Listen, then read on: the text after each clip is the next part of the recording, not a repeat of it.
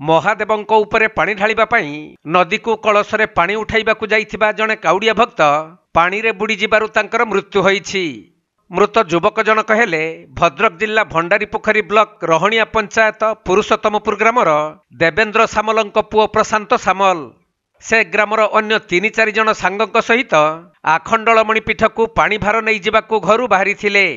ଆଉ ନିକଟସ୍ଥ ଯାଜପୁର ବଲ୍ଲଭୀଘାଟ ସେତୁ ନାଉରିଆ ସାହିଗଡ଼ାରେ ସମସ୍ତ କାଉଡ଼ିଆ ମାନେ ପାଣି ନେବା ପାଇଁ ସ୍ନାନ କରିବାକୁ ନଦୀ ଭିତରକୁ ପଶିଥିଲେ। ତେବେ 3 ଜଣ ସ୍ନାନ ସାରି ଉପରକୁ ଉଠି ଆସିଥିବା ବେଳେ ପ୍ରଶାନ୍ତ ନଦୀ ସ୍ରୋତରେ ଭାସି ଯାଇ ବୁଡ଼ି ଯାଇଥିଲେ। ଖବର ପାଇ ଦମକଳ ବାହିନୀର କର୍ମଚାରୀମାନେ ପହଞ୍ଚି ତାଙ୍କୁ ଉଦ୍ଧାର କରି ମେଡିକାଲକୁ ନେଇଥିଲେ ବି ଡାକ୍ତର ପ୍ରଶାନ୍ତକୁ ମୃତ ଘୋଷଣା କରିଛନ୍ତି।